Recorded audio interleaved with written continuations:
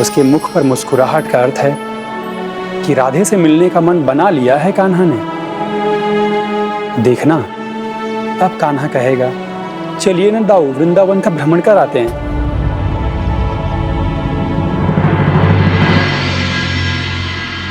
दाऊ, सुभद्रा, आप दोनों कब आए? अभी। किंतु आप कहाँ खोए हुए थे?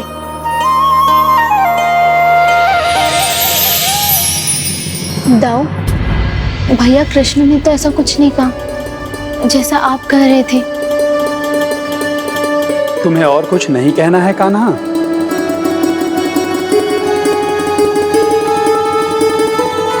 नहीं दाऊ, कहने को तो कुछ है ही नहीं। अपने मन के भावों को व्यक्त कर देना चाहिए कान्हा, अन्यथा उन्हें दबाने से वो किसी अन्य रूप में फूटते हैं। आप निरंतर मुझसे प्रश्न कर क्या कहलवाना चाहते हैं दाऊ? दाऊ, आपका अनुभव काम नहीं आया। वो राधा रानी का स्मरण नहीं कर रहे थे।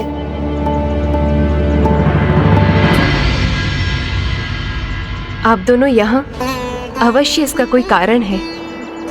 दाऊ ना अकारण यहाँ आते हैं और ना ही कुछ करते हैं। क्यों दाऊ?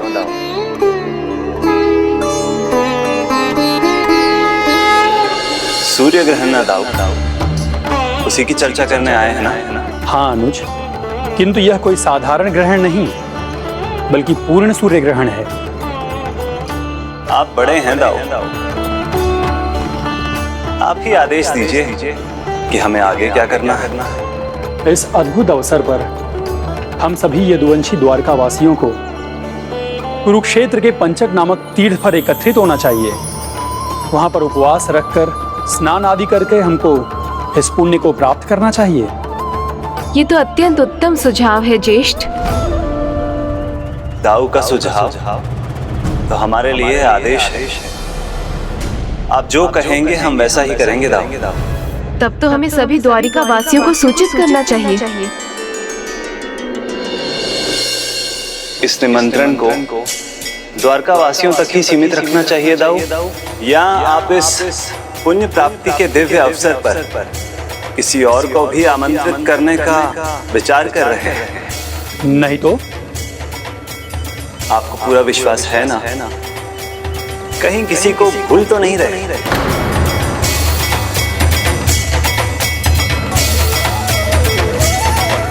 हाँ, ब्रजवासी यहाँ होंगे तो मैं अत्यधिक प्रसन्न होऊंगा। ये थी श्री कृष्ण जी की लीला। जो वो करना चाहते थे वो उन्होंने स्वयं ना करके प्रभु बलराम से करवा लिया। उनकी लीलाओं से पार पाने की क्षमता किसी में नहीं।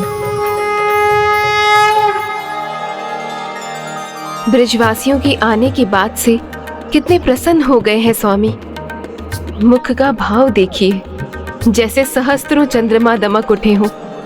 हाँ, और क्यों ना दमके, बरसाना वृंदावन से अधिक दूर नहीं। ब्रजवासियों भी तो आएंगे, उनके साथ राधा रानी भी तो आएंगी। ओह, तब तो मुझे भी उत्सुकता हो रही है इन दोनों के मिलन को देखने की। राधा जी के दर्शन की मेरी इच्छा भी पूर्ण हो जाएगी।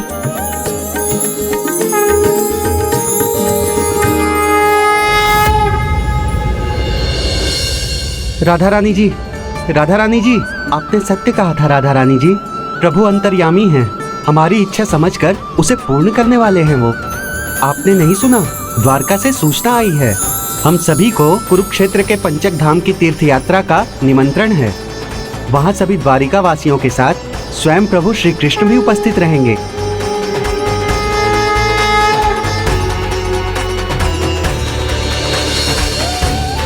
चिंता न करो कान्हा, सूचना पहुंच गई है। वृंदावन वासी यहाँ शीघ्र ही आते ही होंगे।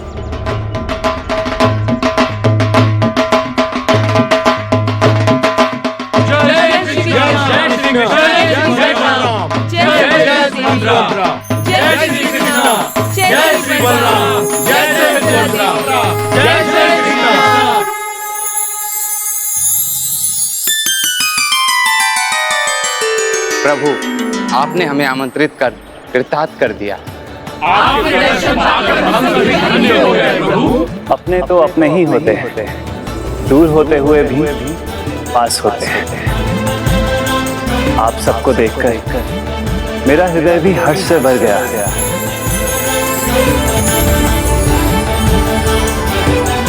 किंतु वो कहाँ है जिन्हें देखने के लिए मेरे नयन व्याकुल हो रहे हैं?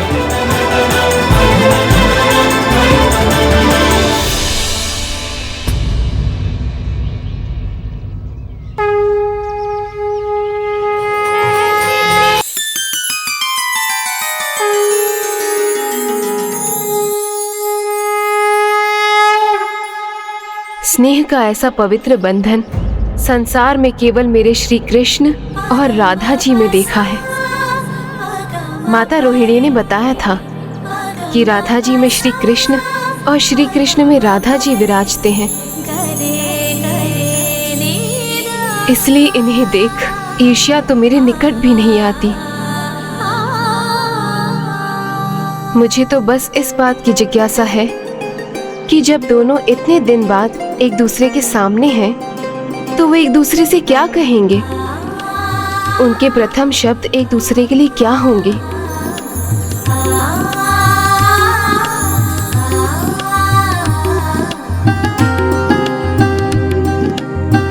आपके आगमन से दुखों के काले मेघ छट गए हैं प्रभु, और आपके दर्शन पाकर हम सभी धन्य हो गए हैं प्रभु। हम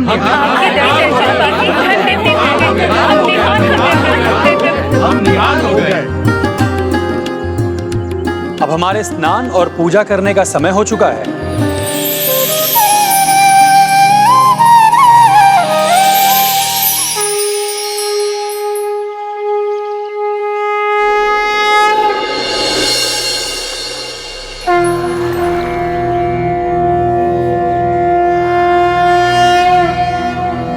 ओम आदित्याय विद्महे सहस्रकिरण्य धीमहि तन्नो सूर्य प्रचोदयात्। ओम।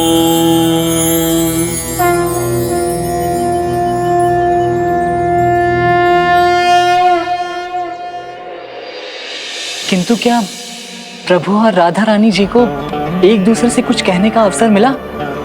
देवी रुक्मिणी को भी उसी पल की प्रतीक्षा थी, किंतु वो अवसर आया ही नहीं। देवी रुक्मिणी निराश हो रही थी क्योंकि शीघ्र ही सभी की विदाई का समय भी आ गया था और श्री कृष्ण एवं देवी राधा रानी ने एक दूसरे से एक शब्द भी नहीं कहा था।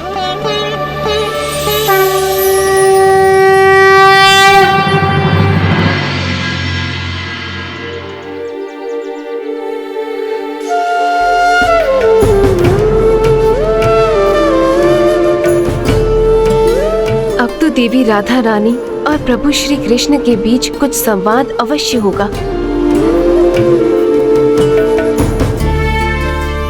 अपने स्नेह को अपने शब्द क्यों नहीं दिए? आपने कुछ कहा क्यों नहीं? क्या मेरी उपस्थिति इसका कारण है? मैं जानती हूँ आपका स्नेह बंधन अनंत है, इसलिए स्वयं को मत रोकिए। देवी राधा रानी, जो भी आपके मन में है उसे कहने में संकोच मत कीजिए।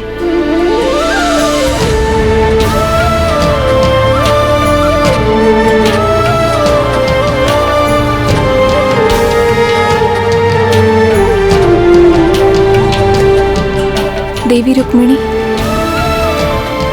जो आपके निकट खड़े हैं वो आपके कृष्ण हैं। मेरे कृष्ण तो मुझे वृंदावन में ही मिलेंगे। प्रभु मुझसे भेंट करना चाहते हैं तो उसके लिए उन्हें वृंदावन आना पड़ेगा।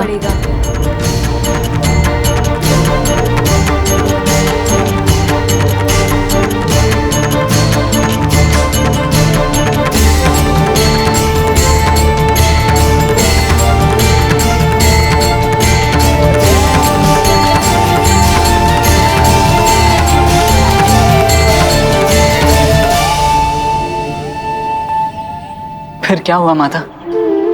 क्या प्रभु श्री कृष्ण देवी राधा रानी से मिलने गए? हाँ, उनकी ये यात्रा पुरी में प्रभु श्री जगन्नाथ जी की रथ यात्रा का आधार बनने वाली थी। प्रभु, आपको वहां जाना चाहिए। वो आपसे भेंट करना चाहती हैं प्रभु। उनके हृदय की पीड़ा का आभास मुझे अपने हृदय में हो रहा है प्रभु। मिलन यदि अधूरा रह जाए तो विरह की पीड़ा और भी सताती है। कृपा कर वहां जाइए स्वामी। देवी राधा रानी से भेंट कीजिए। और हम लोग भी साथ चलेंगे। देवी राधा रानी, आपको क्या लगता है, क्या श्री कृष्ण आपसे मिलने आएंगे?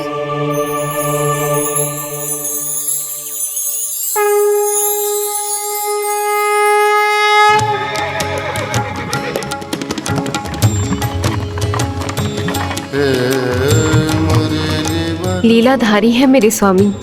उनकी लीला को समझना सरल नहीं है, किंतु इतना मैं अवश्य कह सकती हूँ कि उसके पीछे उनका कोई न कोई उद्देश्य छिपा होता है। प्राण वल्लभ का वृंदावन जाने के पीछे भी कोई लीला अवश्य है।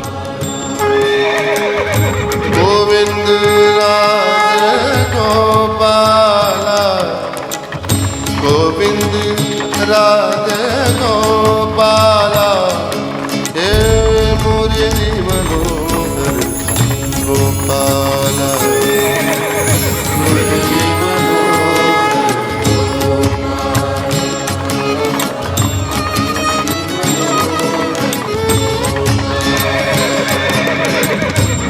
पंडरी दाता जय हरि विठला, पंडरी दाता जय हरि विठला, जय गोवर्धन गोपाला, गोविंद राधे। मेरे कण कण में मुझे राधे कृष्ण ही दिखते हैं। उसके अतिरिक्त मुझे कुछ दिखाई ही नहीं देता।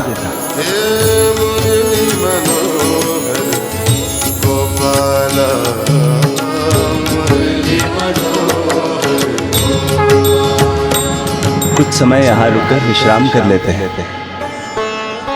ये वन और यहाँ से वृंदावन के मार्ग में भैया की अनगिनत स्मृतियाँ छिटकी होगी ना।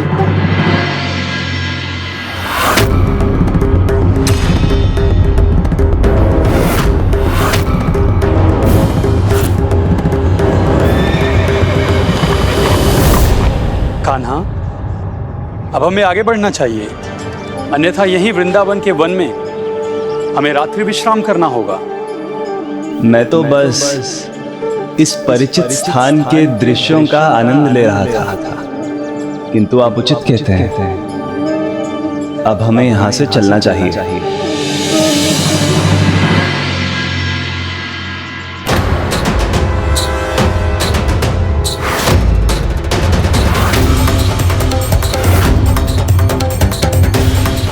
किंतु हमारे रथों के अश्व वो कहाँ चले गए? किसी ने हमारे अश्वों का हरण कर लिया भ्राता। प्रभु श्री कृष्ण की, प्रभु श्री कृष्ण की, प्रभु श्री कृष्ण की, प्रभु श्री कृष्ण की, प्रभु श्री कृष्ण की।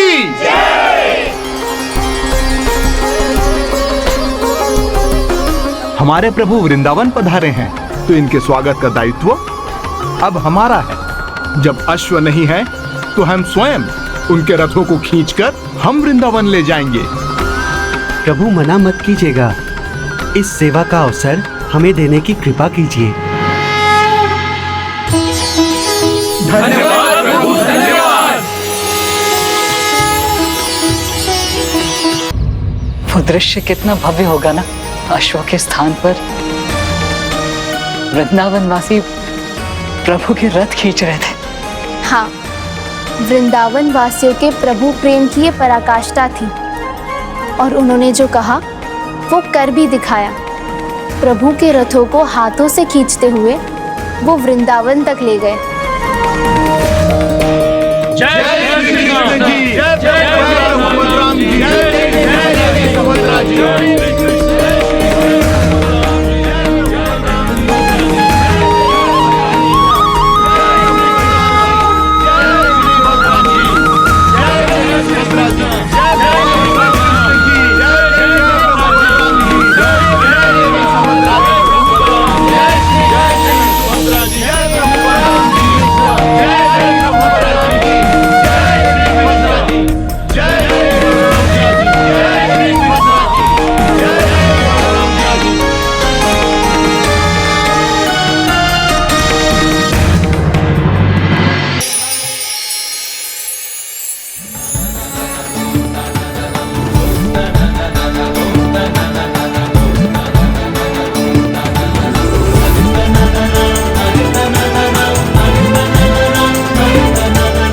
संपूर्ण जगत के नाथ पधारे हैं। जगन्नाथ जी का स्वागत है हमारे वृंदावन नगरी में। प्रिय राधा, आपने आज जिस नाम से मुझे पुकारा है, भविष्य में सारा संसार मुझे उसी नाम से जानेगा और मेरा धाम होगा जगन्नाथ पुरी। जगन्नाथ पुरी।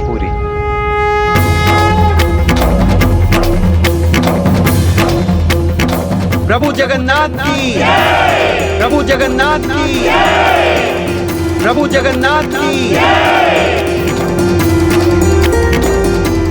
और जितना अपार प्रेम आप सबसे आज मुझे मिला है, मैं घोषणा करता हूं भविष्य में उतना ही प्रेम मेरे जगन्नाथपुरी धाम में मिलेगा।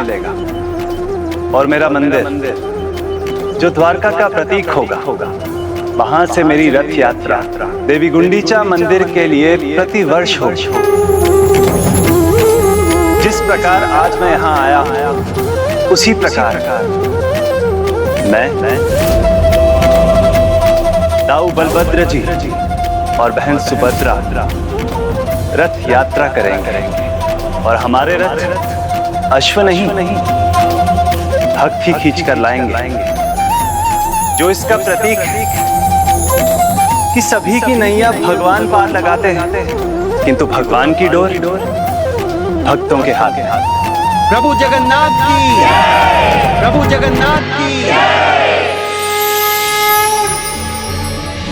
ऐसी थी प्रभु श्री कृष्ण की लीला। अपनी लीला के कारण उन्होंने न केवल वृंदावन आकर राधा जी से भेंट किया, अपितु संसार को जगन्नाथपुरी धाम एवं रथ यात्रा का वरदान भी दिया।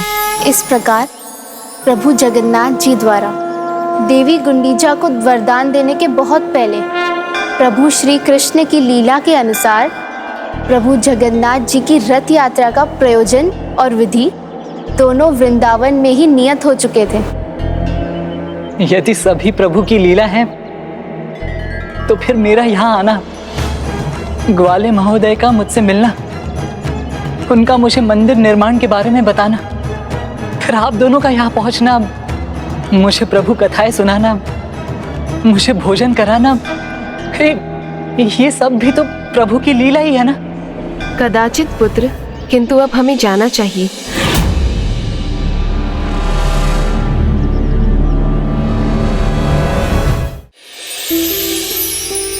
आप दोनों ने मुझे माँ और बहन का स्नेह दिया,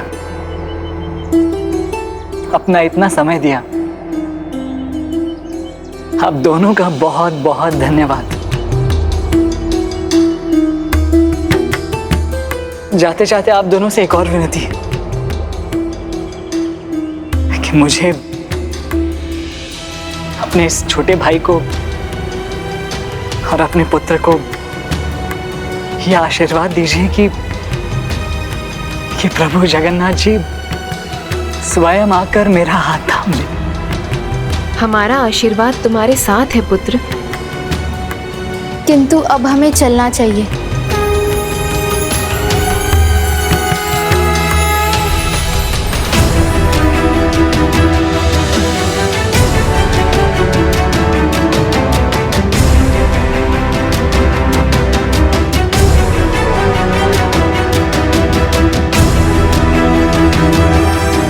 पुत्र माधवदास, ये कभी मत भूलना कि जो भी होता है प्रभु की लीला और उनकी इच्छा के अनुसार ही होता है।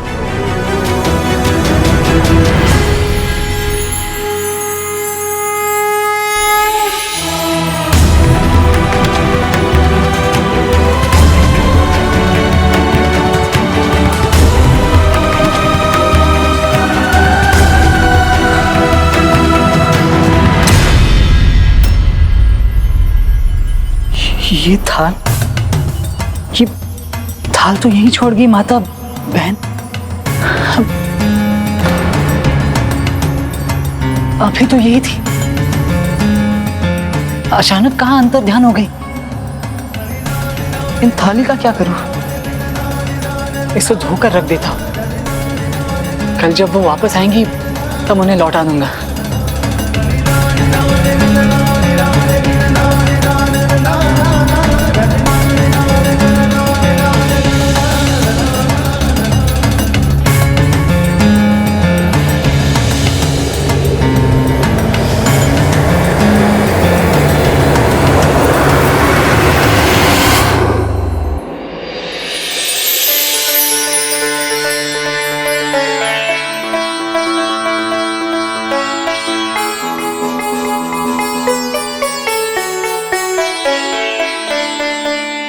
55।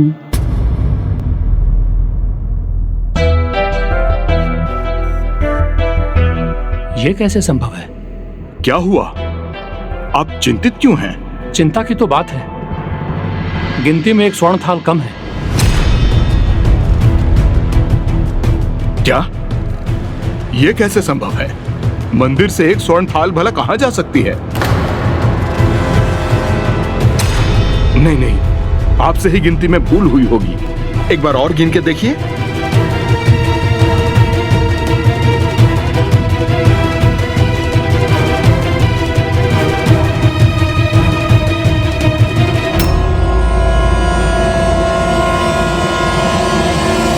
नहीं, गिनती बिल्कुल सही है।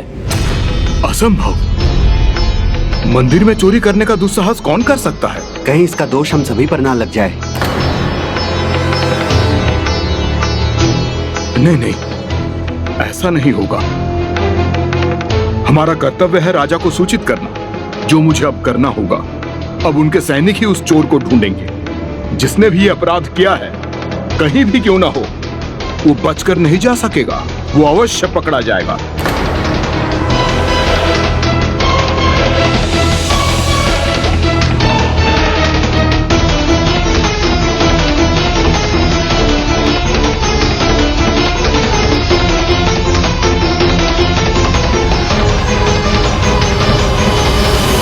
ये क्या हो रहा है? अचानक सैनिक क्यों आ गए मंदिर में?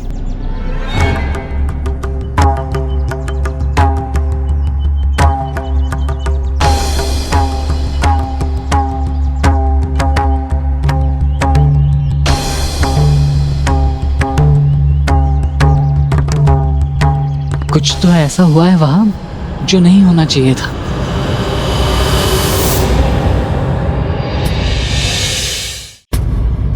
श्रीमान सुनिए ना, यहाँ क्या हुआ है?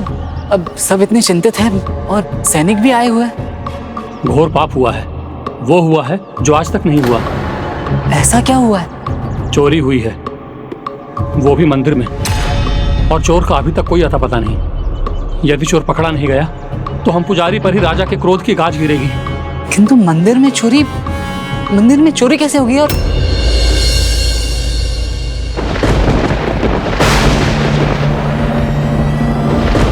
बताइए ना, चोर क्या ले गया मंदिर से? वही जो तुमने चोरी की है। मैंने? आप ये क्या कह रहे हैं? मैं तो मंदिर के भीतर भी नहीं गया। ये सब सेनापति को बताना। सेनापति जी, चोर मिल गया है। यही है हमारे सामने।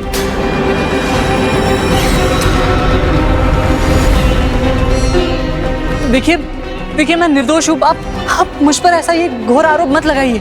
ये रही आपकी स्वर्ण थाल और ये रहा आपका चोर।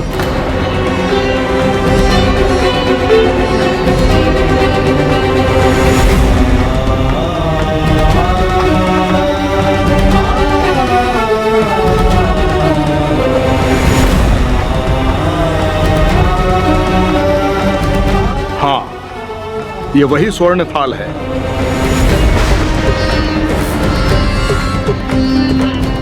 बंदी बना लो इस चोर को।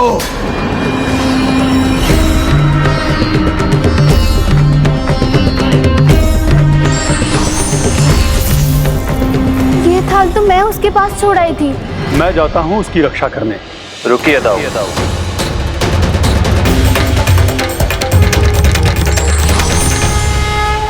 स्वामी, भक्त माधव दास के साथ ही अन्याय हमारे कारण ही हो रहा है। मुझे वहां लौटकर उसकी सहायता करनी चाहिए। रुक जाइए,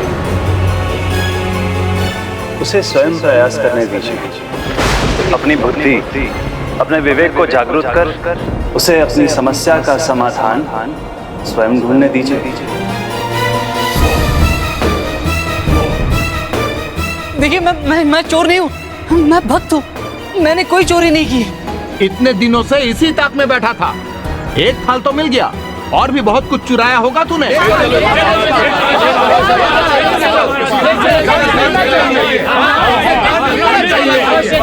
देखिए मेरी बात का विश्वास कीजिए, मैंने कोई चोरी नहीं की है। भगवान के लिए मेरा विश्वास कीजिए। ये शक्ति कदापि नहीं हो सकती। जगत के नाथ जगन्नाथ और ये नहीं नहीं। उन भगवान के लिए जिन्हें मानने से तुमने मना कर दिया था। ये वही है जो जगन्नाथ जी पूरी मंदिर में आकर प्रभु की प्रतिमा के सामने खड़े होकर उन्हें जगन्नाथ जी मानने से मना कर दिया था। मंदिर में भला और कौन चोरी कर सकता है? वही ना जो प्रभु के अस्तित्व को स्वीकार ना करे। इसलिए थाल भी इसके पास था और चोर भी यही है। इसलिए और किसी भी प्रमाण की आवश्यकता नहीं है। सेनापति जी, इस दुष्ट को महाराज के पास ले चलिए और इसे इतना कड़ा दंड मिलना चाहिए कि ये चोरी करना भूल जाए। ले चलो इसे। देखिए अब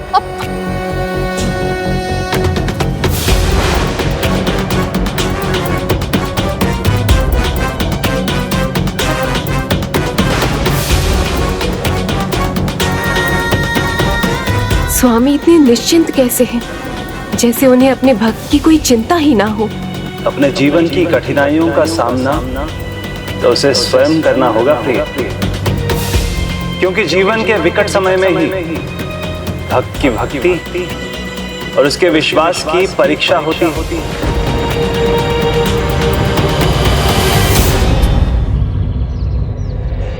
महाराज, ऐसे दुस्साहस करने वाले चोर को कड़े से कड़ा दंड मिलना चाहिए। भोला मुखड़ा किंतु हृदय में कपट, और ऐसा कपट चोरी भी की तो स्वयं भगवान के मंदिर में।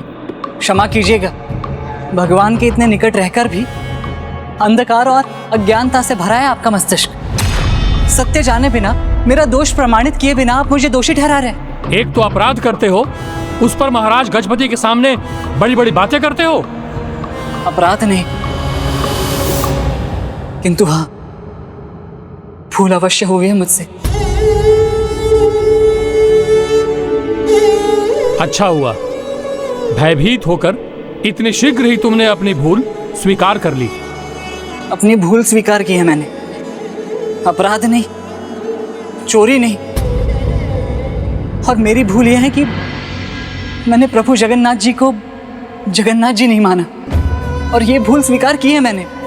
किंतु महाराज मैं चोर नहीं हूं। फिर वो मंदिर का स्वर्ण थाल तुम्हारे पास कैसे आया? वो तो एक बड़ी दयालु स्त्री थी, वो मंदिर से लाई थी। मुझ जैसे भूखे प्यासे प्रभु भक्त को अपना छोटा भाई मानकर महाभोग खिलाया था उसने। असंभव! मंदिर में बस सूपकार पुजारी ही महाभोग के लिए जा सकते हैं और किसी को भी इसकी अनुमति नहीं होती। तो किसी स्त्री के पास वो थाल कैसे आ सकती है? उन्हें कैसे मिला ये तो मुझे ज्ञात नहीं, किंतु मेरे पास तो उन्हीं से आया। तो वो स्त्री कौन थी? मुझे ज्ञात नहीं। क्यों? उन्होंने अपना परिचय तो दिया होगा। भगवान अपने भक्तों को परिजनों समान प्रेम करते हैं। मेरा इतना ध्यान रखते हैं जैसे मेरे अग्रज हो, तो मैं भी उन्हें अपने बड़े भाई समान मानती हूँ। उन्होंने इतना ही कहा था कि वो प्रभु जगन्नाथ जी को अपना बड़ा भाई मानते हैं। तो तुम्हारे अनुसार स्वयं देवी सुभद्रा आई थी तुम्हारे लिए महाभोग लेकर।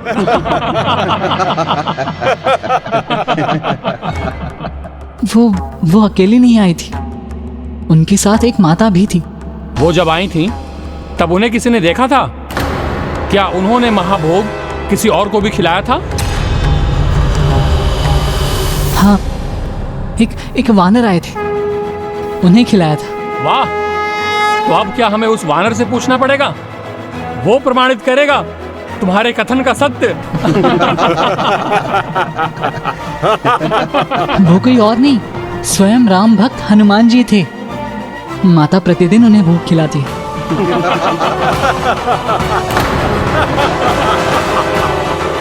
अच्छा, तो यदि वो हनुमान जी थे तो स्वयं माता लक्ष्मी आई थी तुम्हें भोग देने के लिए। जब देवी सुभद्रा आई थी, माता लक्ष्मी आई थी, हनुमान जी भी पहुंचे थे। तो अब ये भी कह दो कि बलभद्र जी भी आए थे। हाँ, दोनों देवियों से पहले एक सज्जन पुरुष आए तो थे। महाराज, सुना आपने? ये चोर ही नहीं है, बल्कि इसका एक एक शब्द झूठ की पराकाष्ठा है। झूठ नहीं, सत्य कह रहा हूँ। उन्होंने ही मुझे कथा सुनाई। उन्होंने बताया कि प्रभु की अपूर्ण मूर्ति में ही पूर्णता है। साक्षात नील माधव का वास है प्रभु विग्रह में। वही है जगत के नाथ श्री प्रभु जगन्नाथ।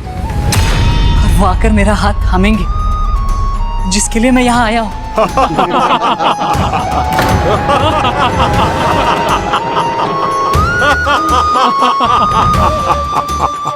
महाराज, मेरा एक एक शब्द सत्य है। पहले प्रभु श्री बलराम आए थे और उसके पश्चात वो दोनों देवियां भी आई थी। तो अब जगन्नाथ जी ही बचे हैं, वो भी आएंगे तुम्हारा हाथ थामने, तुम्हें अपना सखा बनाने। हाँ, मैं तो यही चाहता हूँ। अब आप ही बताइए, इससे बड़ा सौभाग्य और क्या होगा कि प्रभु मुझे ही अपना सखा बना ले। मेरी राजसभा में परिहास का दुस्साहस कर रहे हो तुम। पुत्र माधवदास, ये कभी मत भूलना कि जो भी होता है प्रभु की लीला और उनकी इच्छा के अनुसार ही होता है। लीला? लीला अर्थात? माता ने कहा था इस संसार में जो भी होता है प्रभु की लीला के अनुसार ही होता है। तो ये भी प्रभु की एक लीला ही है। प्रभु की एक लीला ही है। आप लीलाधर हैं स्वामी।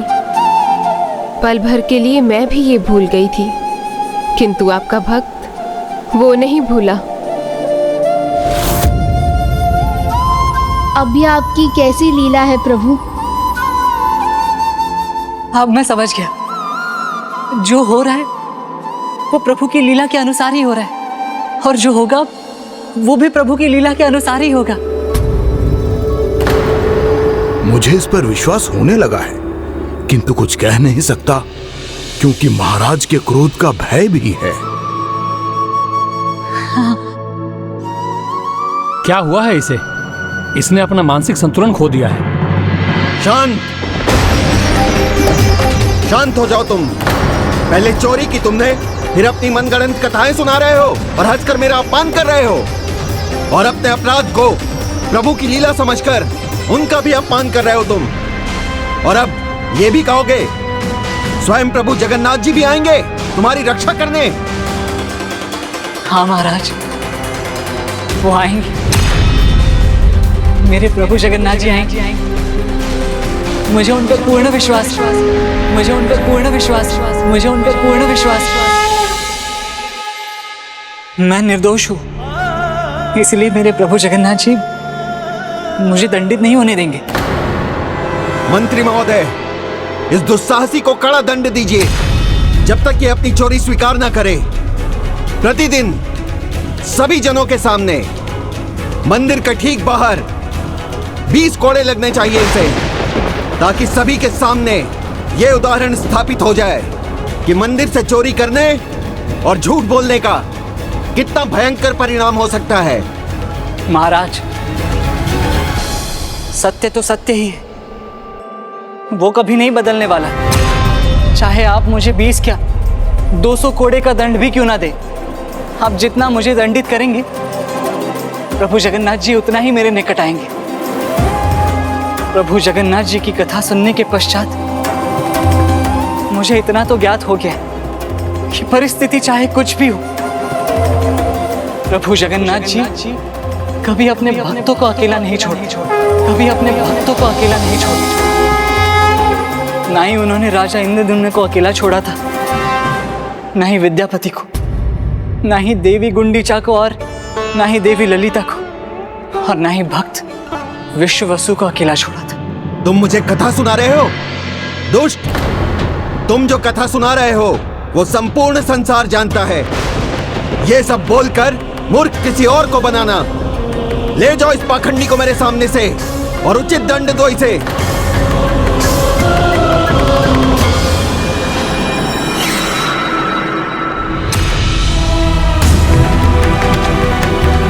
मुझे दंड का भागी बनाकर आप प्रसन्न तो होंगे पुजारी जी, तो आप देखिएगा प्रभु स्वयं आएंगे, मेरी रक्षा करेंगे। ले जाओ।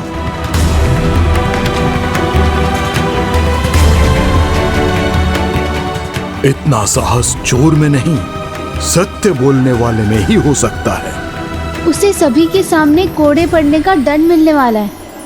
अब आप क्या करेंगे भैया? कान्हा, पहले तो तुम उसे भूखा देखना भी नहीं सह पा रहे थे, अब उसे इतनी पीड़ा में कैसे देख सकोगे?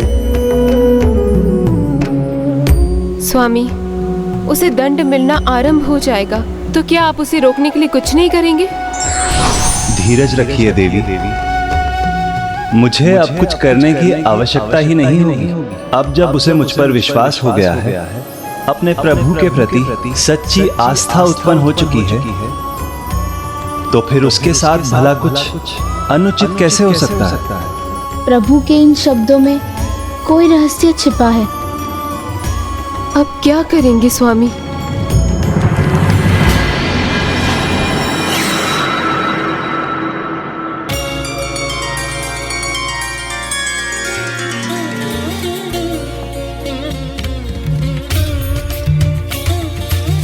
दुर्बल शरीर है तुम्हारा, कोड़ों का प्रहार सह नहीं सकोगे। मेरी मानो तो अब भी चोरी स्वीकार कर लो, क्षमा मांग लो महाराज से, संभव है इस दंड से बच जाओगे। प्रभु, ये सेनापति सत्य कह रहे, इसलिए अब जो भी करना है शीघ्र कीजिए।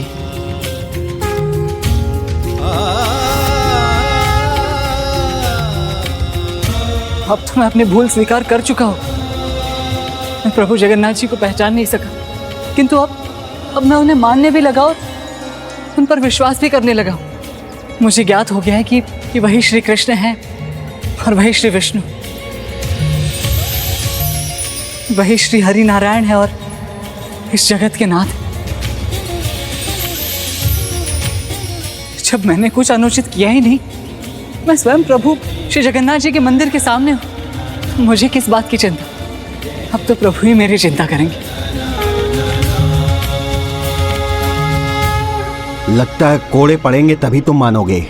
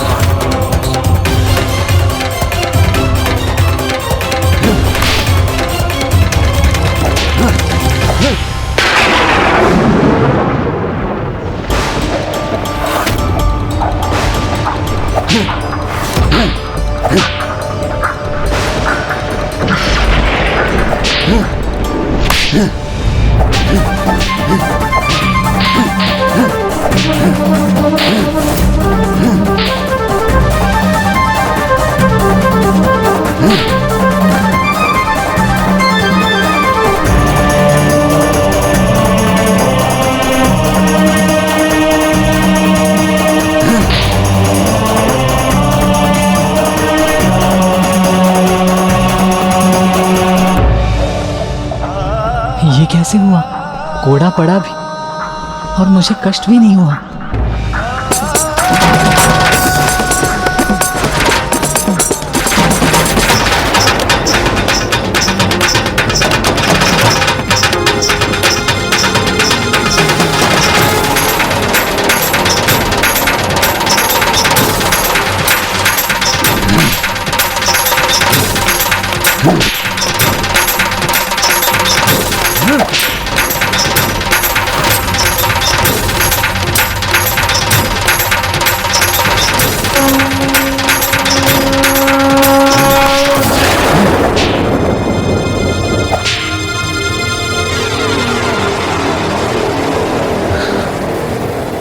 रुकिए मत सेनापति जी, आप प्रहार कीजिए।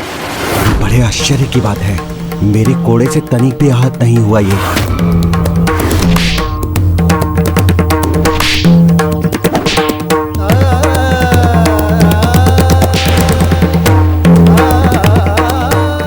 भ्राता,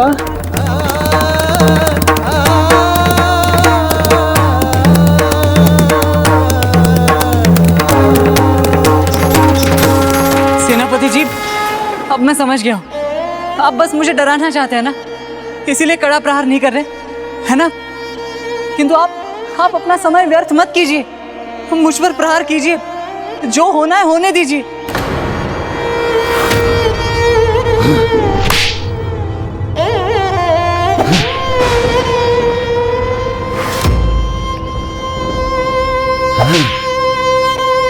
सेनापति जी, और कड़ा प्रहार कीजिए इस पर।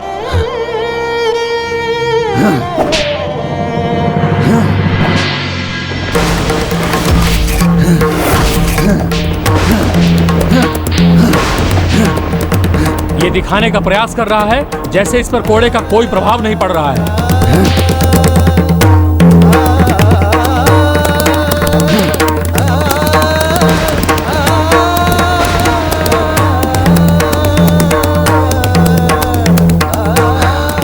देखने में दुर्बल है, किंतु ये अभ्यस्त चोर है। दंड सहने और भुगतने का अभ्यास है इसे। रुक जाइए सेनापति जी। कोई अपनी पीड़ा छिपा सकता है, किंतु ये अपनी घाव कैसे छिपा रहा है?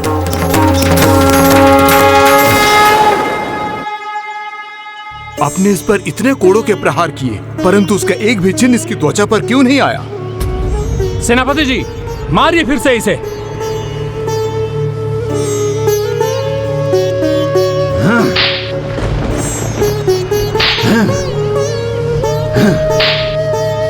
उसकी पीड़ा अपने ऊपर लेकर तुम मुस्कुरा रहे हो भ्राता? आप तो ऐसे मुस्कुरा रहे हैं स्वामी, जैसे संपूर्ण घटना में आपको आनंद आ रहा हो। भक्त हमारी सेवा करते हैं तो उन्हें आनंद आता है देवी, और अब मैं अपने भक्त की सेवा कर रहा हूं तो भला मुझे आनंद क्यों ना आए?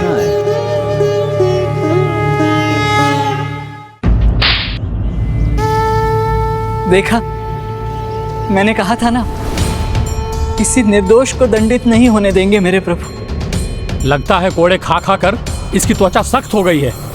रुकिए मत सेनापति जी, इस बार ऐसा प्रहार कीजिए कि इसकी त्वचा उधड़ जाए।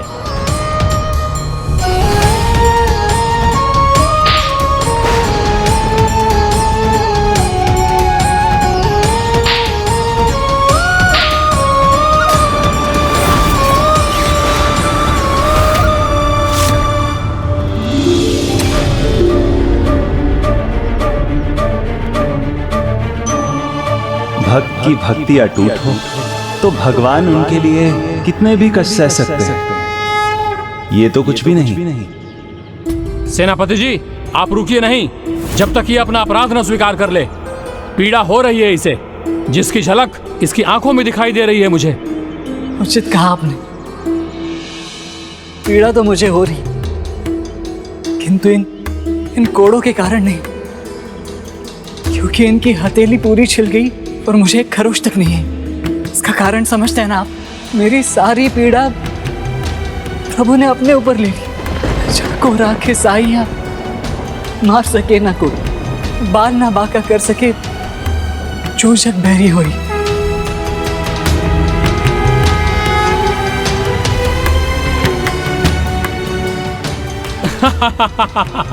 अच्छा, तो अपनी पीड़ा छिपाने का बहुत ही उत्तम उपाय सोचा है तुमने। भावुक होने का स्वांग करोगे तो क्या दंड से बच जाओगे तुम? सेनापति जी, मारिए फिर से इसे। रुक जाइए, मुझे थोड़ा समय दीजिए। दंड तो तभी रुकेगा जब तुम अपना अपराध स्वीकार करोगे।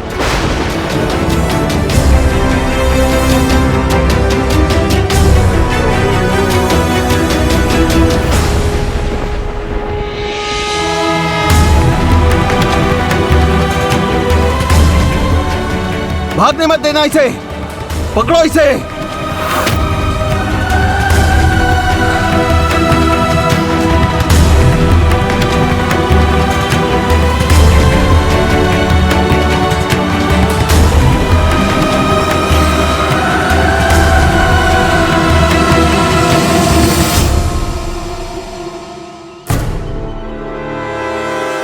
इसे अपने हाथ पर मल लीजिए सेनापति जी, इससे आपका घाव ठीक हो जाएगा।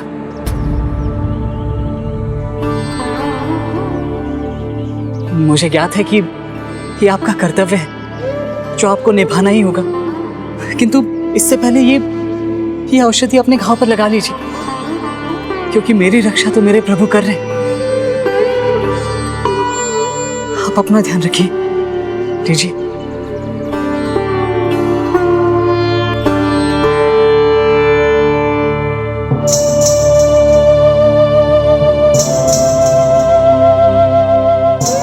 इतनी चतुराई?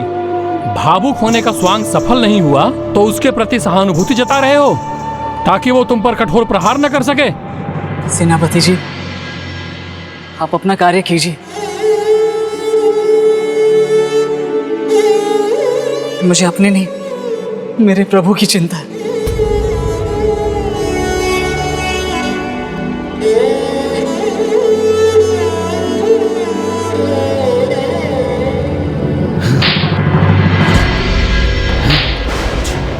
भ्राता, भ्राता,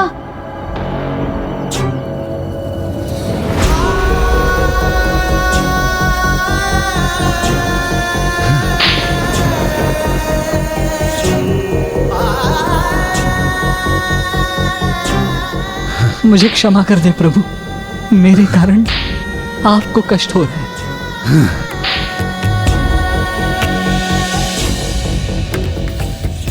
प्रभु, प्रभु जगन्नाथ जी की ये कैसी लीला थी? एक ओर वो भक्त की पीड़ा को अपने ऊपर ले रहे थे और उधर उनकी पीड़ा की चिंता में उनका भक्त कष्ट में था, किंतु वो स्वयं क्यों नहीं आ रहे थे? भक्त और भगवान का ऐसा ही अद्भुत संबंध होता है जया मौसी। एक दूसरे की सेवा से आनंदित होते हैं एवं एक दूसरे की पीड़ा से प्रभावित भी होते हैं, किंतु समय से पहले ना भगवान भक्त को दर्शन दे सकते हैं और ना ही भक्त अपने भगवान से भेंट कर सकता है। अर्थात मेरे प्रभु, मेरे आराध्य प्रभु महादेव जी भी इस प्रेत योनि में होने वाले मेरे स्वामी के सभी कष्ट को अपने ऊपर ले रहे हैं। पुष्पदंत जी के ही नहीं जया मौसी, महादेव तो आदि से अंत तक सदा अपने सभी सच्चे भक्तों के कष्ट सहते हैं। भगवान अपने भक्तों को कष्ट में नहीं देख सकते। भक्ति का महत्व अब माधव दास भी समझने लगा था, जिसके कारण एक ओर उसका प्रभु में विश्वास भी बढ़ रहा था, वहीं दूसरी ओर प्रभु के कष्ट से वो स्वयं भी कष्ट में था।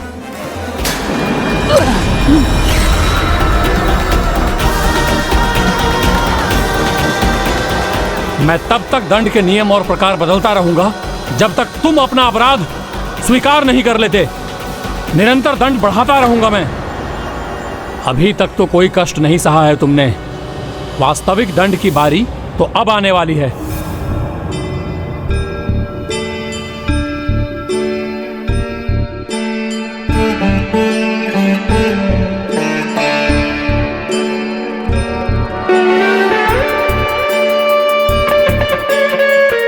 मैं आपके कैदी के साथ कुछ पल एकांत में रह सकता हूं?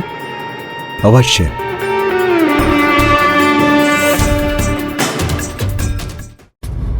तुम्हारे लिए फल लाया हूं, लो खा लो। वाह, पहले मुझे कोड़े पड़वाए और अब फल लेकर आए। तब मैं सत्य असत्य में भेद नहीं कर सका था, किंतु अब क्या? अब क्या पुजारी जी? अब लगता है जैसे ये प्रभु जगन्नाथ जी की ही लीला है। यही तो मैं भी समझ नहीं पा रहा हूं, ये कैसे लीला है प्रभु की, जिसमें मुझे भी पीड़ा होगी और उन्होंने भी। ये कैसे लीला है जिसमें वही मुझे दोषी बना रहे हैं और वही मुझे बचा भी रहे हैं, जहां एक और आप अपने भक्त का हाथ थाम भी रहे हो, किंतु हाथ थामने आगे भी नहीं आ रहे हो। चिंता मत करो, तुम वो प्रथम भक्त नहीं जिसके मन में यह प्रश्न उठा है। अर्थात ये मानना कि जिनके हाथ नहीं वो तुम्हारे सामने होकर भी भगवान नहीं। यही तो किया था उन्होंने। सर्वप्रथम उन्हें अपूर्ण मानकर प्रभु जगन्नाथ जी की पूजा करने से मना कर दिया, किंतु आगे चलकर वही प्रभु के महानतम भक्त बने। कौन है वो भक्त पुजारी जी? वो महान भक्त कोई और नहीं, महान संत रामचरितमानस के रचयिता राम भक्त गोस्वामी तुलसीदास जी हैं।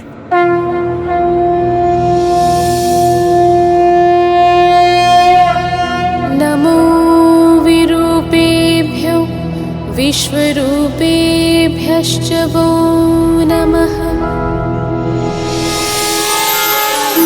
हे प्रभु श्री राम, आज आपके दर्शन पाकर ये भक्त तुलसीदास धन्य हो जाएगा।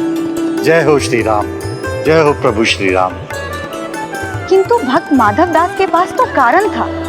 वो तो उन प्रभु जगन्नाथ जी को ढूंढते हुए आया था जो उनका हाथ थामे। इसलिए प्रभु के बिना हाथ वाले स्वरूप को देखकर वो निराश हुआ था।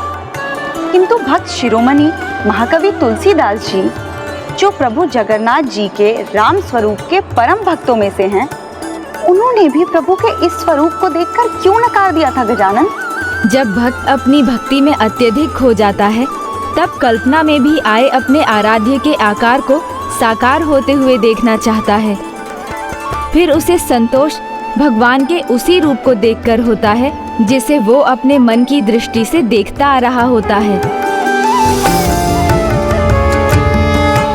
गोस्वामी तुलसीदास जी के मन में तो प्रभु श्री राम का ही वास था।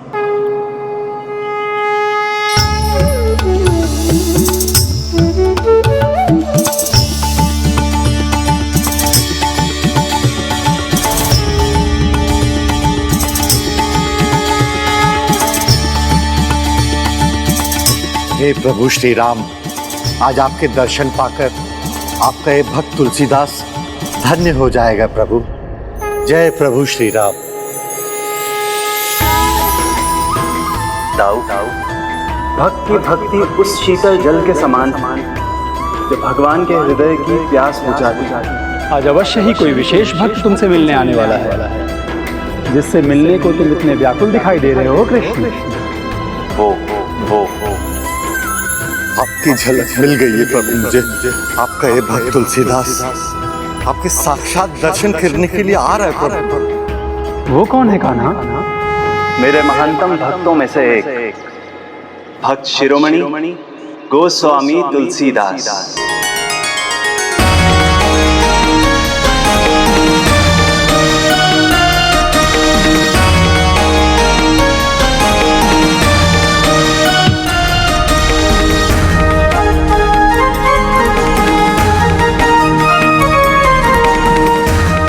कौन सज्जन थे जो अचानक प्रकट हुए मुझे संभाल लिया? अभी तो यहीं थे, इतनी शीघ्र कहाँ चले गए?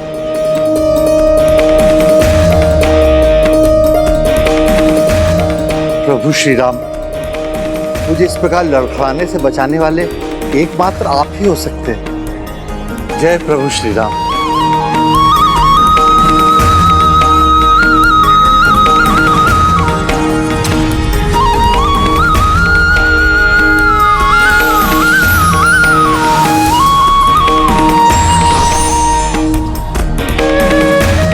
भगवान की आंखों के सामने भक्त संतुलन खोकर गिरने लगे और भगवान उसे ना संभालें, उसे आहत होने दें, असंभव है ये।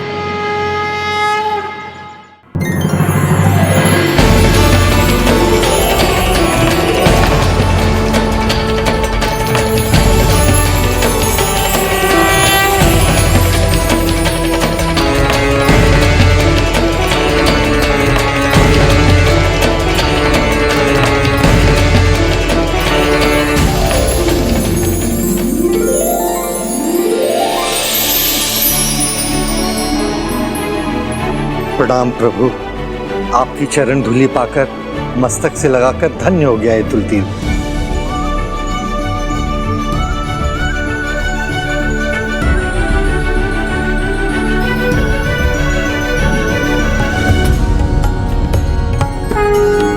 राम पद्म चरण सुमिरो राम पद्म चरण।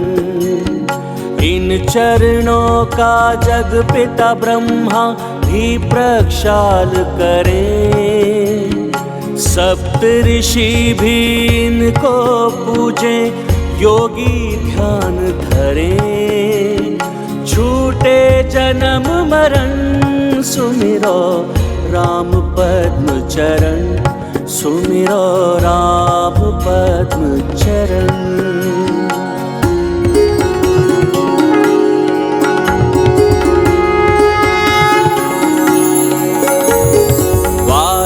को इन चरणों ने पाताल में भेज दिया। तीन तीनों लोक को तीन ही पग में क्षण में नाप लिया। पाप करते शमन सुमिरो राम पद्म चरण, सुमिरो राम पद्म चरण।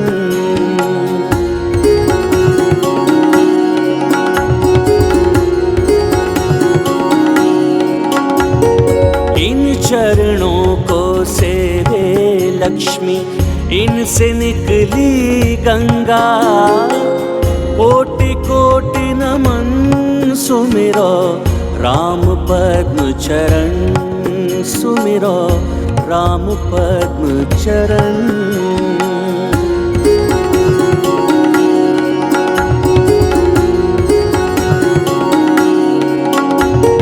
समय है अब भी ये 10 मस्तक राम चरण में रख दो।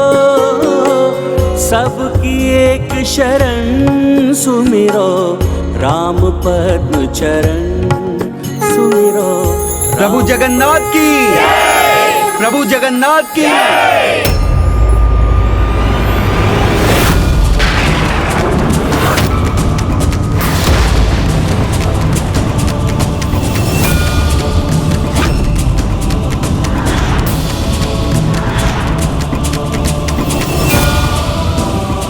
ये मेरे आराध्य नहीं है, मेरे प्रभु तो प्रभु श्री राम, और मेरा हृदय तो तृप्त मेरे प्रभु श्री राम के दर्शन करके ही होता है।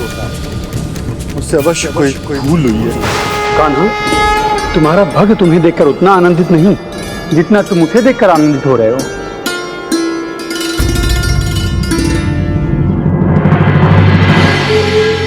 हाथ भी नहीं जोड़े, तुम्हारी प्रार्थना भी नहीं की, मुड़कर यूं ही वापस चला गया।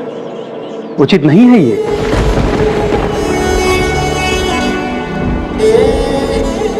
अब तुम कहां जा रहे हो कान्हा?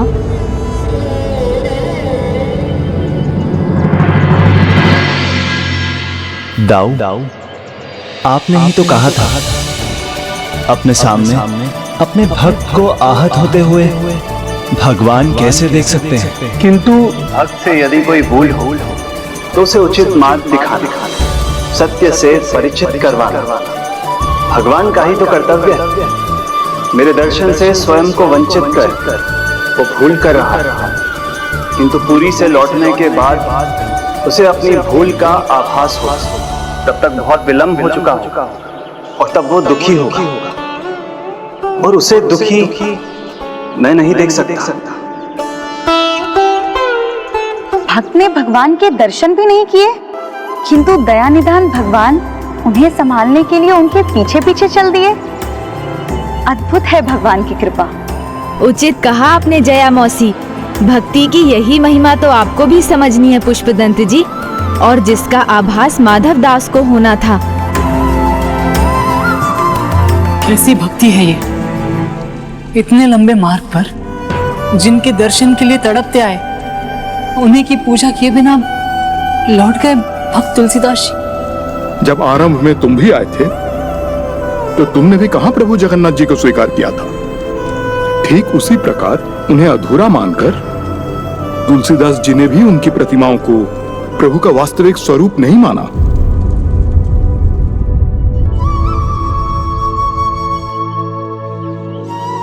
कितनी आशा लेकर आया था मैं यहां, किंतु यहां तो आप थे ही नहीं। फिर मैं क्यों आया था? निराशा के लिए?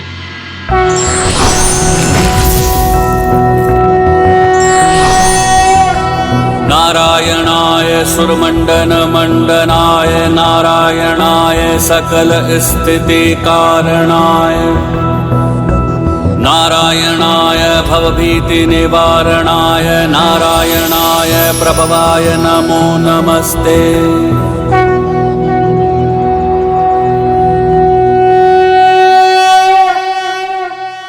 क्या हुआ पुजारी जी, आप मुझे इस प्रकार एकटक क्यों देख रहे हैं? इसलिए देख रहा हूं क्योंकि भक्त यहाँ आते हैं निराश हताश मन से, किंतु जाते हैं प्रभु दर्शन के बाद तो उनके मन का आनंद उनके मुख के भाव से स्पष्ट दिखाई देता है। संभव, क्योंकि उन्हें यहाँ आकर को प्राप्त हो जाता है जिसे वो ढूंढ रहे हो। ओ, तो लगता है जिसकी अपेक्षा आपको थी वो आपको नहीं मिला है। हाँ, प्रभु ने निराश किया मुझे और अब आपसे भी विनती है, आप इस हताश निराश भक्त को अकेला छोड़ दीजिए। मैं आपको अकेला कैसे छोड़ सकता हूं? क्यों नहीं छोड़ सकते? आप इतनी लंबी यात्रा करके यहां पहुंचे, थके, भूखे, प्यासे, तो आपको प्रभु का निर्मल्य प्रसाद दिए बिना छोड़कर कैसे जा सकता हूं? संभव है इसे पाकर आपको ऐसा लगे जैसे आपको वो मिल गया हो जो आप चाहते हैं।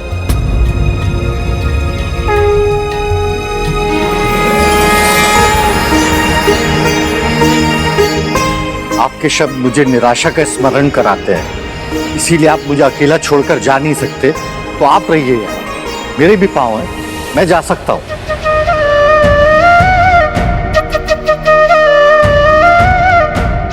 अकेला तो तुम भी नहीं छोड़ सकते मुझे, कहीं दूर नहीं जा सकते मुझे छोड़कर मेरे प्रिय भक्त।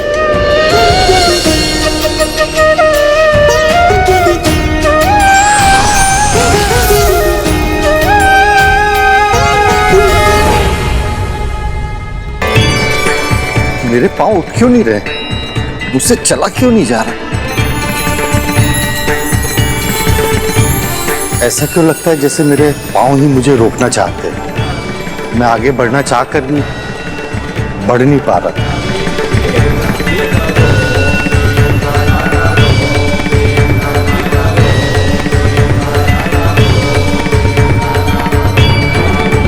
ये क्या हुआ? मेरे पाँव मुझे पीछे क्यों खींच रहे हैं? यहीं क्यों रखना चाहते हैं मुझे? मुझे तो मेरे प्रभु श्री राम के दर्शन चाहिए, वो यहां नहीं मिलेंगे मुझे तो मैं रुकूं क्यों?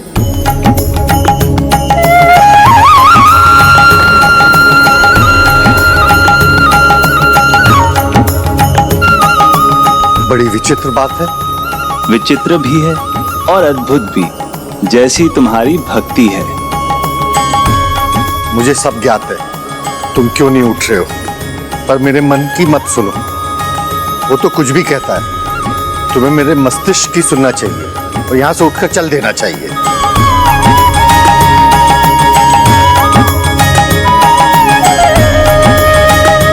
कितने भी प्रयास कर लो, जब मैं यहाँ हूँ तो तुम्हें कैसे जाने दूंगा? ऐसा मत करो मेरे पाँव, रुको मत। जिस मन की सुनकर तुम ये कर रहे हो, वो मन तो अभी भी इस भ्रम में कि प्रभु के दर्शन यहाँ मिलेंगे, किंतु मैं जानता हूँ वो यहाँ नहीं है। तो कौन है यहाँ?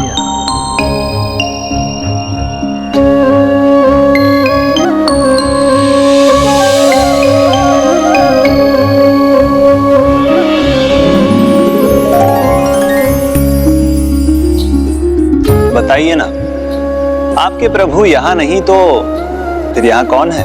कैसी दुविधा में उलझ गया प्रभु। ये पुजारी जी मेरा पीछा नहीं छोड़ रहे, मेरे पांव मुझे आगे नहीं बढ़ने दे रहे। आप यहाँ हैं नहीं, तो अब मैं करूं तो क्या करूं? लगता है किसी दुविधा में हैं आप। कहिए ना, क्या दुविधा है? किन्हें ढूंढते हुए आए थे आप यहाँ, और किनके दर्शन पाकर आप असंतुष्ट और निराश हैं? आपको लेकर मुझे कोई दुविधा नहीं है। मैंने कहा था ना मुझे अकेला छोड़ दीजिए। कैसे छोड़ दूं? आप चिंता में हैं, व्याकुल हैं, तो आपको उस अवस्था में अकेला कैसे छोड़ दूं? आप मुझे अपनी समस्या तो बताइए। ब्राह्मण देवता, मेरी समस्या से आपका कोई संबंध नहीं है, इसीलिए आपको यहाँ रहना है, जाना है, आप समझिए। मुझे अकेला छोड़ दीजिए।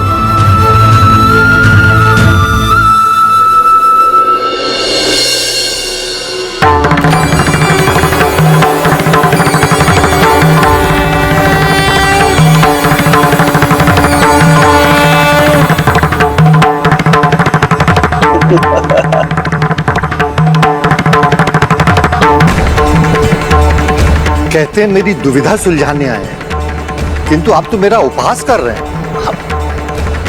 उपहास? नहीं नहीं, आप जैसे चल रहे हैं बहुत ही आनंदमय लग रहा है। बस वही सीख रहा था। मैं कितनी पीड़ा में हूं उसका अनुमान भी नहीं आपको। तो मुझे अपनी पीड़ा बताइए ना, संभव है मैं उसे कम कर सकूं। आइए यहां बैठते हैं।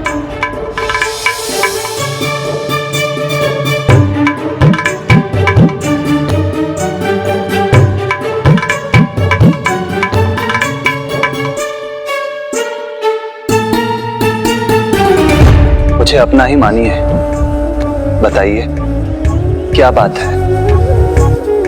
आपके मुख पर यह पीड़ा, इसका क्या कारण है? ऐसा क्या था जिसकी आपने अपेक्षा की थी और जो आपको यहां नहीं मिला?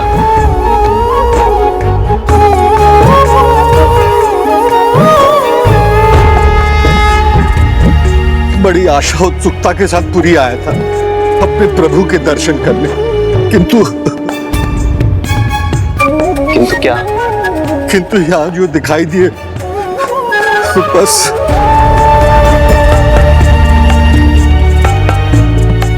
कौन दिखाई दिए जिसके कारण तुम इतनी पीड़ा में हो?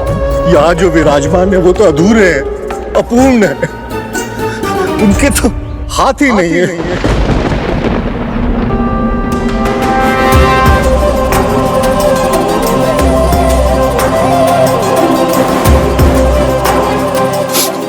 भक्त अपने भगवान को उनकी पूर्णता में चाहता है, उसी स्वरूप में देखता है, उसकी ही कल्पना करता है। तो आप ही बताइए पुजारी जी, जिन प्रभु के हाथ ही नहीं है वो मेरे प्रभु श्री राम कैसे हो सकते हैं?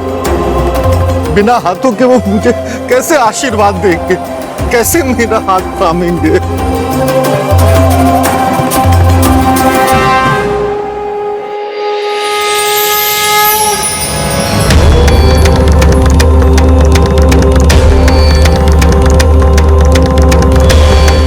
बिन पद चलई सुनई बिनु काना, कर बिन करम करई विधि नाना। आनन रहित सकल रस भोगी, बिनु बानी बक्ता बड़ जोगी। ये शब्द आपने ही इन पंक्तियों में गढ़े हैं ना, जो आपने स्वयं श्री रामचरितमानस में लिखा। आप स्वयं ही उसे भूल गए।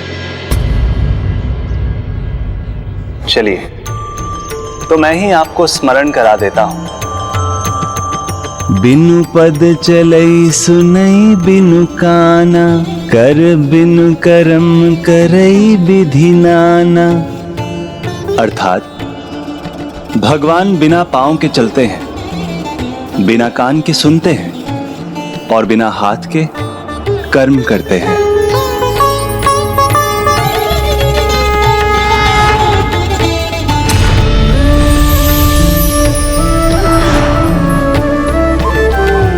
आनंद रहित सकल रस भोगी, बिनु बानी भक्ता बन जोगी। अर्थात शीश के बिना सभी रसों का भोग करते हैं, जीवा बिना धारा प्रवाह बोलते हैं। और भगवान ये सब किसके लिए करते हैं? अपने प्रिय भक्तों के लिए। भगवान के इतने बड़े सत्य को जानते हैं और फिर उसी सत्य का विरोध भी कर रहे हैं। तो ये क्यों नहीं मान रहे हैं? जो हाथ रहित प्रभु प्रतिमाएं आपने देखी हैं, वही आपके भगवान हैं।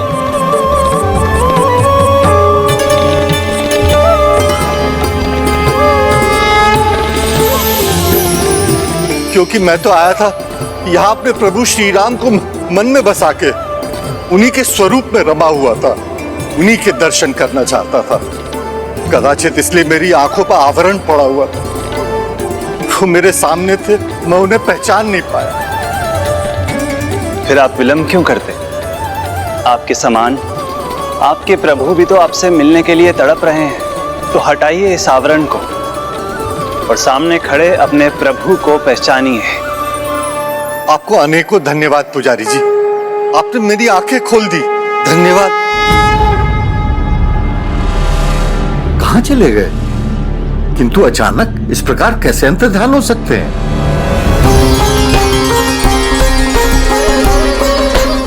तो हटाइए इस आवरण को और सामने खड़े अपने प्रभु को पहचानिए।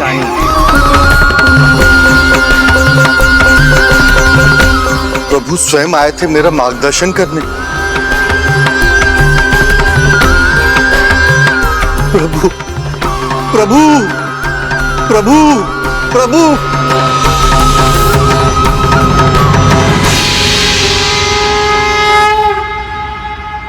मुझे क्षमा कर दीजिए प्रभु, मैं आपको पहचान न सका। आप मेरे सामने थे, मेरे साथ थे, और मैं मूर्ख आपसे दूर जाने का प्रयास करता रहा। और उससे भी बड़ा अपराध प्रभु मेरा यह है कि मैंने आपके प्रसाद को ठुकरा दिया। वो आपको प्रभु का निर्मल्य प्रसाद दिए बिना छोड़कर कैसे जा सकता? संभव इसे पाकर आपको ऐसा लगे जैसे आपको वो मिल गया हो जो आप चाहते। प्रभु मुझ पे इतनी कृपा कीजिए कि आप मुझे मत ठुकरा दीजिएगा, मेरा हाथ मत छोड़ दीजिएगा प्रभु, मुझ पे इतनी कृपा कीजिए प्रभु।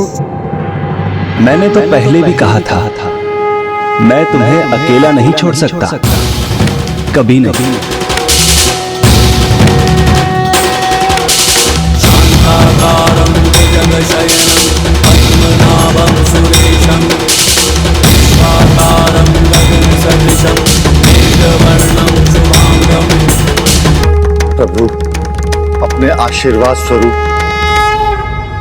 अपना प्रसाद देने के लिए और मेरा हाथ न छोड़ने के लिए आपको अनेकों धन्यवाद प्रभु, अनेकों धन्यवाद।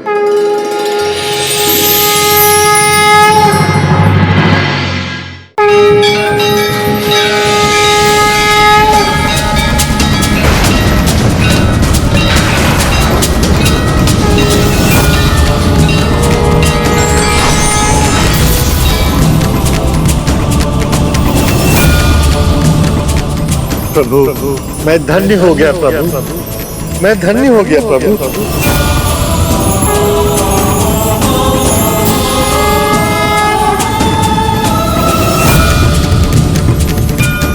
भक्त तुलसीदास जी, आप मुझे मेरे श्री राम रूप में देखने के इच्छुक हैं।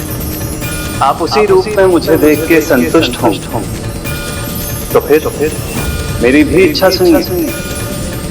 मैं आपके मुख से वही भजन सुनना चाहता जो आप गाते हुए आए, तभी मुझे संतुष्टि मिलेगी। प्रभु ये तो मेरा परम सौभाग्य होगा।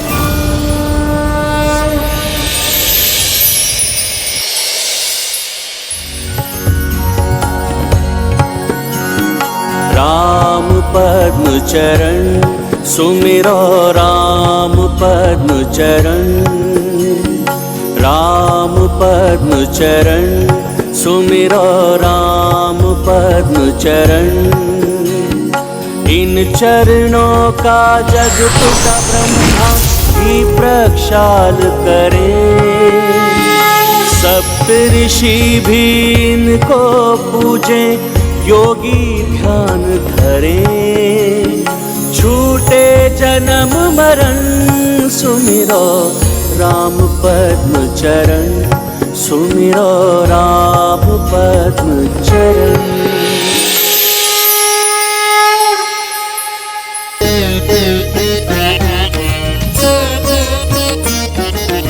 मैं आपकी भक्ति से बहुत प्रभावित हूँ। हे प्रभु मैं अपनी इन आंखों से आपके दर्शन करना चाह रहा था, किंतु अपने हृदय की आंखें नहीं खोल पाया, ना ही आपको देख पाया, ना पहचान पाया प्रभु। फिर भी आप इस मूर्ख भक्त की भक्ति से प्रसन्न हैं। आपकी भक्ति का भाव तो पूर्ण है, पवित्र है, इसमें कहाँ कोई कमी। कुछ पलों के लिए इस रूप में मेरे दर्शन का मोह अवश्य आपकी भक्ति पर हावी हुआ था, किंतु इसमें भी तुम्हारा कोई दोष नहीं, कलयुग का दोष है, जिसके कारण पावन भक्तिमय हृदय में भी विकार उत्पन्न हो जाते हैं। इसलिए मैं आपको वरदान देता हूँ, कलयुग में आपकी रचना श्री रामचरितमानस की प्रत्येक चौपाई भक्तों के लिए रामबाण बनकर उनसे कलयुग का प्रभाव मिटाएगी, उनकी सभी दुविधाओं को हटाएगी। जो भी रामचरितमानस का उच्चारण करेंगे, विशेष रूप से यहाँ जगन्नाथपुरी धाम में, वो विकारों से भी मुक्त होंगे और उन्हें सभी कष्टों से मुक्ति के उपरांत मोक्ष की प्राप्ति होगी। आपके दर्शन, आपका आशीर्वाद पाकर मैं धन्य हो गया प्रभु, मैं बहुत बहुत धन्य हो गया प्रभु। जय हो श्री राम लक्ष्मण जानकी, जय बोलो राम भक्त श्री हनुमान की।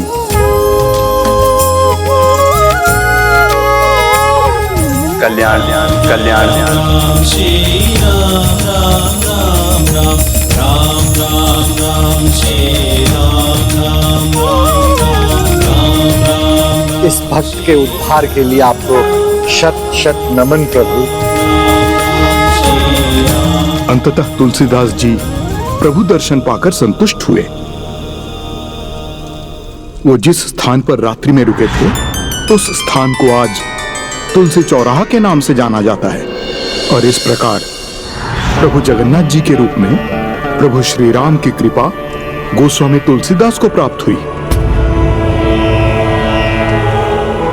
तो आप ये कह रहे हैं कि प्रभु जगन्नाथ जी ही प्रभु श्री राम भी हैं।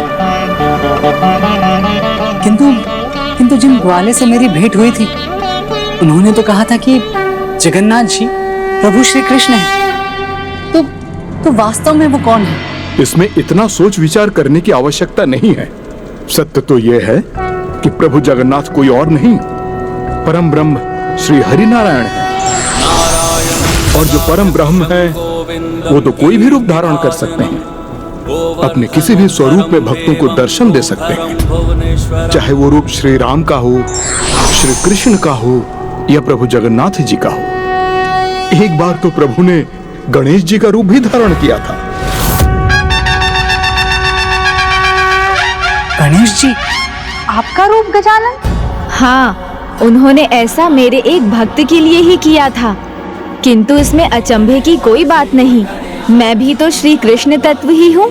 उस दिन के बाद से प्रत्येक वर्ष देव स्नान पूर्णिमा की उस तिथि पर प्रभु जगन्नाथ जी को मेरे अर्थात गणपति रूप में सज्जित किया जाता है और पूजा जाता है। किंतु वो महान भक्त है कौन? मेरा भक्त गणपति भट्ट। गणपति भट्ट मराठवाड़ा के गांव के रहने वाले मूर्तिकार थे। प्रभु गणेश के प्रति वो इतने समर्पित थे कि किसी अन्य भगवान की मूर्ति नहीं गढ़ सकते थे। जो मूर्ति वो रचते, उसमें अपने हृदय की भक्ति ऐसे उड़ेल देते कि उनकी बनाई हुई मूर्ति ऐसा लगता जैसे साक्षात श्री गणेश सामने हो।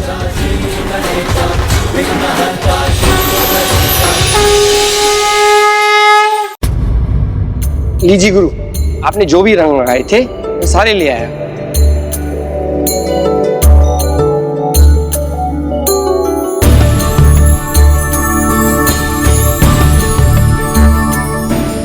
देख तो लीजिए, आपने ऐसे ही उठा लिया। रंग सही तो है ना?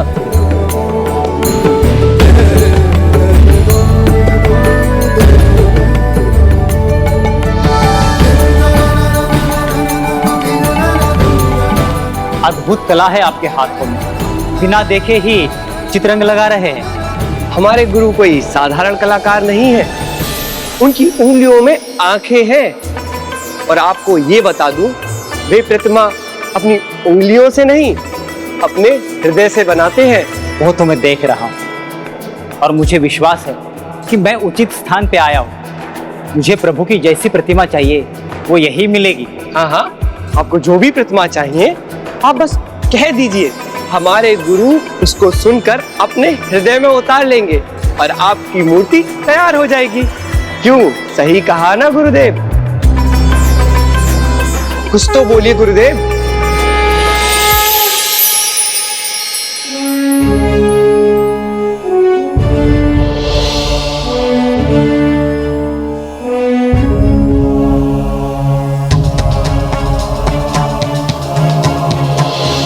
सिंदूर सुवर्णं द्विभुजं गणेशं लम्बोदरं पद्मोदले निविष्टं ब्रह्मादिदेव। अद्भुत, सर्वथा अद्भुत। क्या प्रभु, किसे अद्भुत कह रहे हैं आप?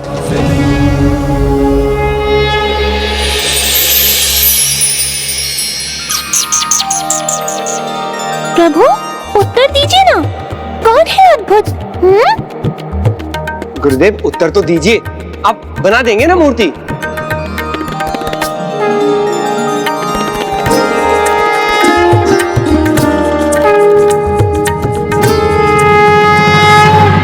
प्रभु, अब आपका ये भक्त आपसे विलग नहीं रह सकता।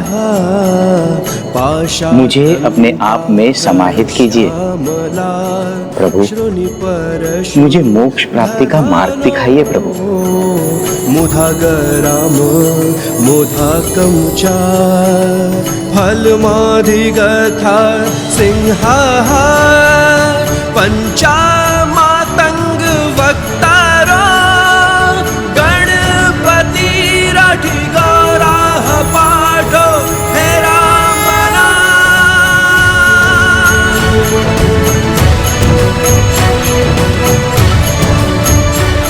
प्रभु कहाँ खोए हैं आप? गुरु, किन विचारों में डूबे हैं आप? ग्राहक सामने है। सुखिया, मैंने तुमसे कितनी बार कहा, जब मैं कार्य कर रहा होता हूँ तब उसमें विघ्न मत डाला करो। क्षमा कीजिए गुरुदेव, लेकिन ग्राहक आपकी प्रतीक्षा कर रहे हैं।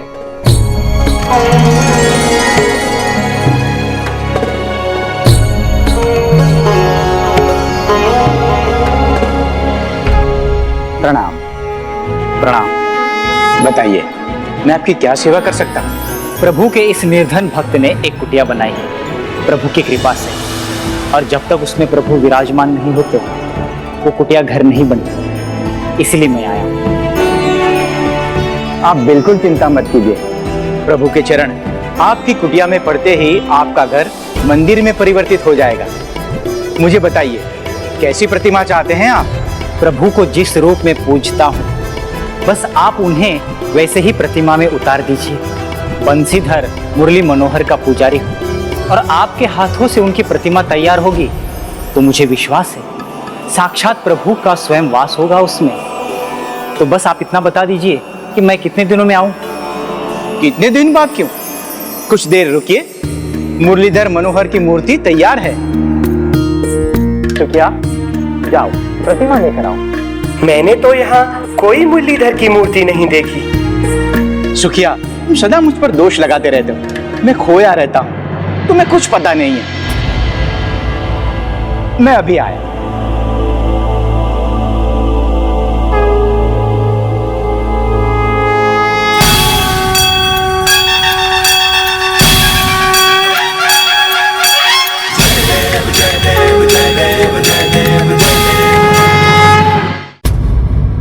लीजिए, ये रहे आपके बंसीधर। लगता है आप समझे नहीं, मुझे गणेश जी की नहीं बंसीधर जी की मूर्ति चाहिए। वही तो है आपके सामने, मोर मुकुटधारी बंसीधर गणेश जी। वो तो है, किंतु मैं प्रभु श्री कृष्ण की मूर्ति ढूंढ रहा हूँ। परसों जन्माष्टमी है, तब तक मिल जाएगी तो अच्छा होगा। क्षमा करें, ये तो मेरे लिए संभव नहीं। क्यों? क्यों संभव नहीं है? मेरे हाथों से गणेश जी की मूर्ति को छोड़कर किसी और की मूर्ति बनती ही नहीं। प्रभु के एक रूप की मूर्ति बनाने वाले प्रभु के दूसरे रूप की मूर्ति क्यों नहीं बना सकते? मुझे क्षमा कीजिए, मैं फिर से कहता हूँ, मूर्ति रचने का कार्य मेरे लिए केवल कार्य नहीं है, पर मेरी भक्ति है। और भक्त के मन मंदिर में गणेश जी ही विराजमान है, तो मैं अन्य किसी भगवान की कल्पना ही नहीं कर सकता। तो क्या देवादिदेव पिनाकधारी महादेव, सुदर्शनधारी नारायण, कोदंड धनुषधारी श्री राम कोई नहीं है? सुनी तो मैंने सबकी महिमा है, लेकिन मेरे लिए तो भगवान के सभी स्वरूप इन्हीं में हैं। और इसीलिए मेरे लिए यही त्रिशूलधारी भी है, यही चक्रधर है, और मेरे गणेश जी ही धनुर्धर है। और बंसीधर भी है।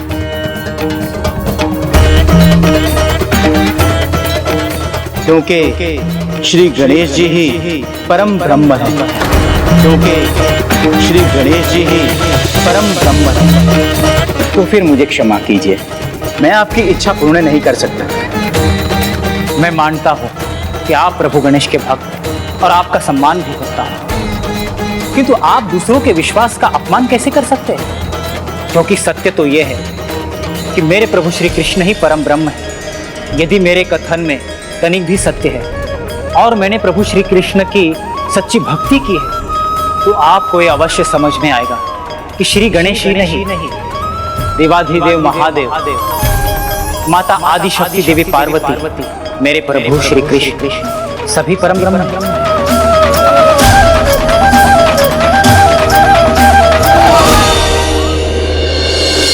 अगर ऐसे ही चलता रहा ना तो ग्राहक आना बंद कर देंगे आपके पास। आपका पूरा जीवन प्रभु भक्ति में ही बीता है, रहा सहा भी बीत जाएगा। मेरे बारे में भी तो सोचिए, मेरे वृद्ध माँ बाप है, शीघ्र ही मेरा विवाह होने वाला है। इतने बड़े परिवार का भरण पोषण कैसे करूंगा मैं? चिंतामणि गणेश जी अपने साथ है तो फिर चिंता किस बात की? चिंता करना छोड़ दे सुखिया। चिंतामणि गणेश जी अपने साथ है तो फिर चिंता किस बात की?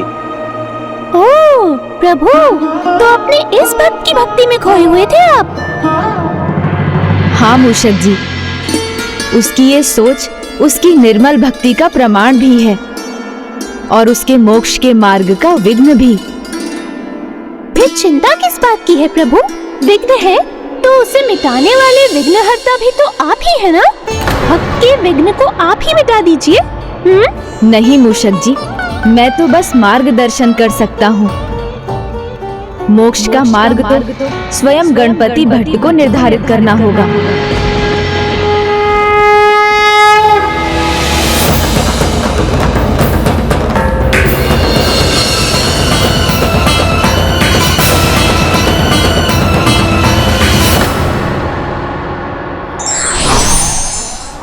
भक्त को अपने भक्ति के विचार दूसरों पर नहीं थोपने चाहिए।